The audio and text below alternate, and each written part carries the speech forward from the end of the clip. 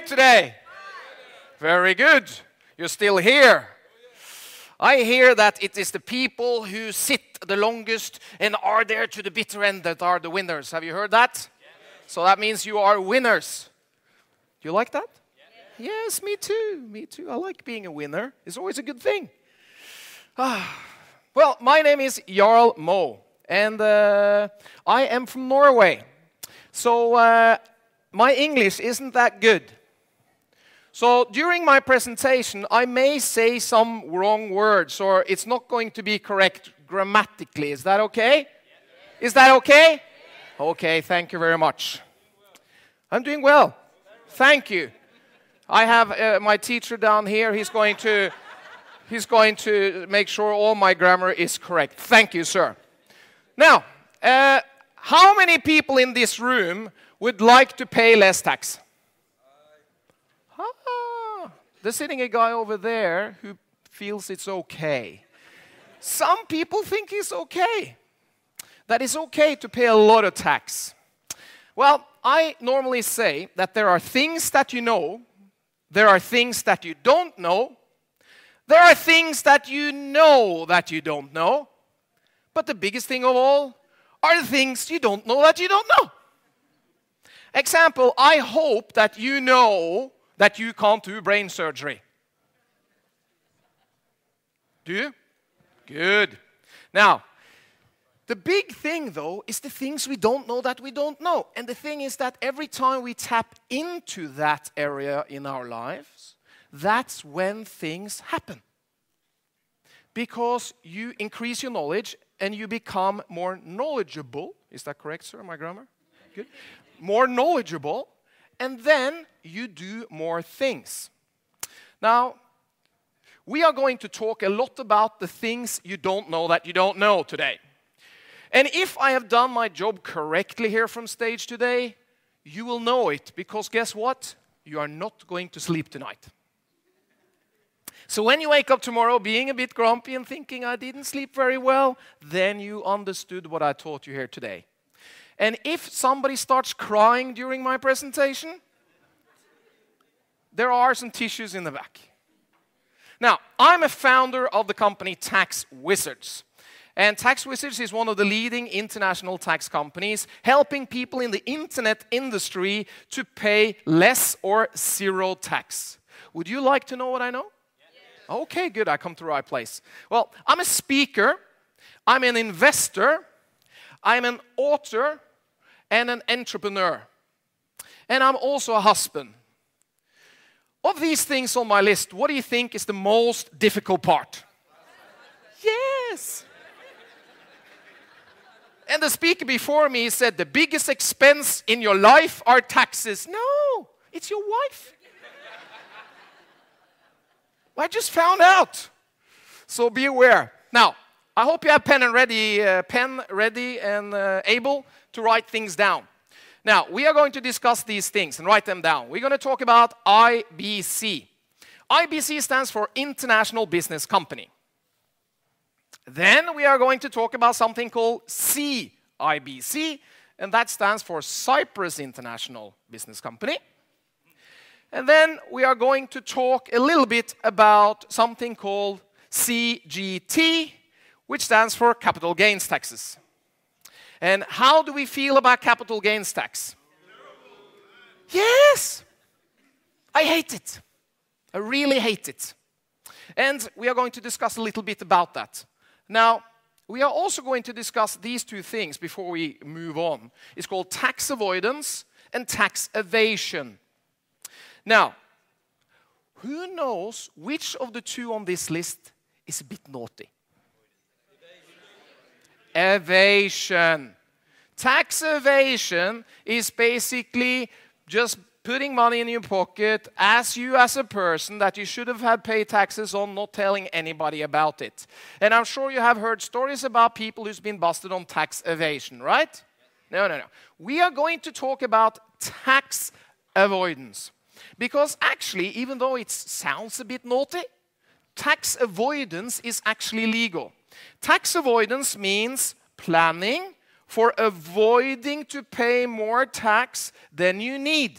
using legal, correct ways. Example, if you make $1,000 a year and you have $100 in receipts, you're going to pay tax on $900, right? You are finding ways like receipts to decrease your income to pay less taxes. Now, let me tell you a story about John. Because I have a friend called John and he's living right outside this city.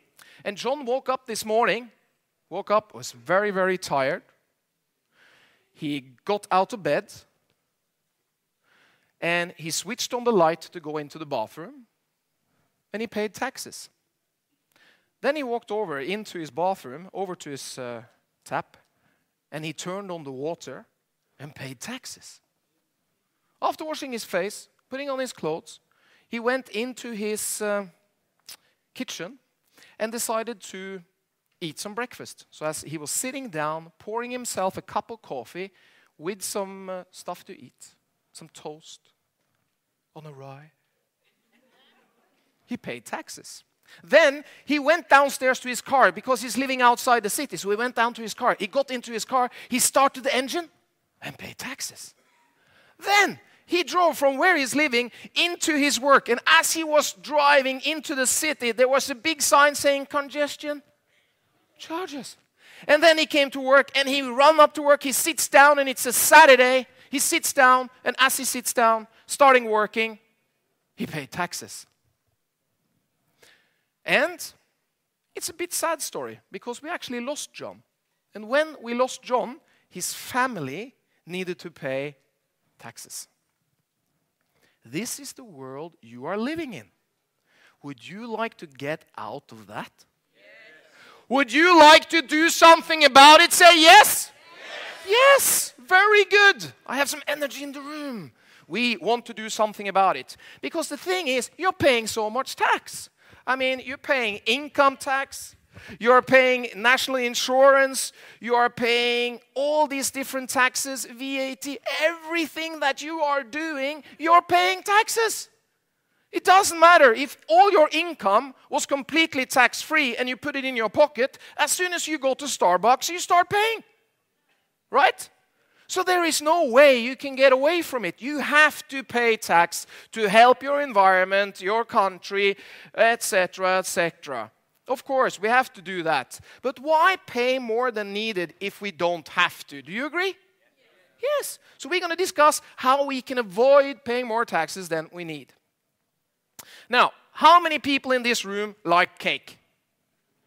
Of course you do. You're English people. You eat cake. That's what you do. From early in the morning to late in the evening. And you have... It's true, isn't it? They're laughing, raising their hands. Especially the people raising their hands. They love cake. And you have it with tea. And that's...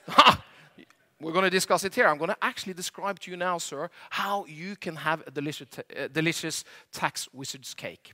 Because you see, if you eat that cake over here, you are now going to magically, like Harry Potter, pay 10 to 40% tax every year. Whatever. Some taxes you have to pay there.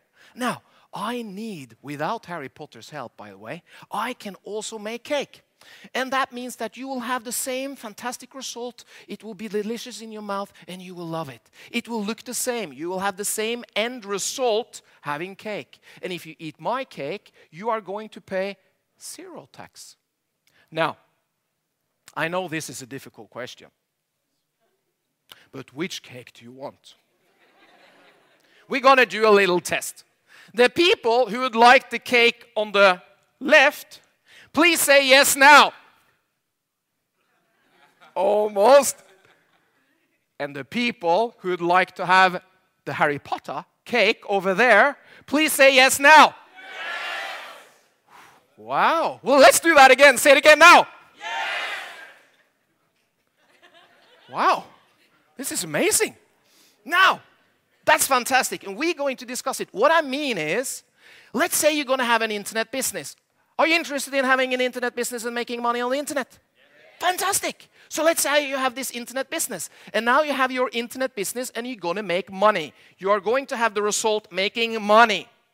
What we're going to discuss here today is how you can have your internet business, or whatever business you're in, having your business, making money, but not paying tax on it.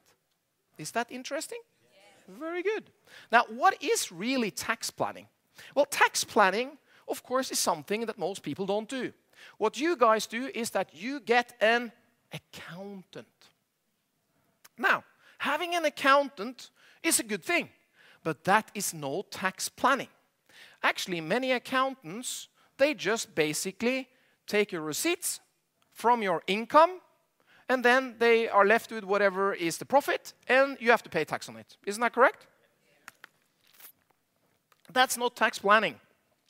Tax planning is planning in advance, thinking about how you can legally avoid paying more taxes, taking action and doing something about it. That's tax planning. Using all the international laws to your benefit. Because if you're going to be in the internet business, you are in a global business.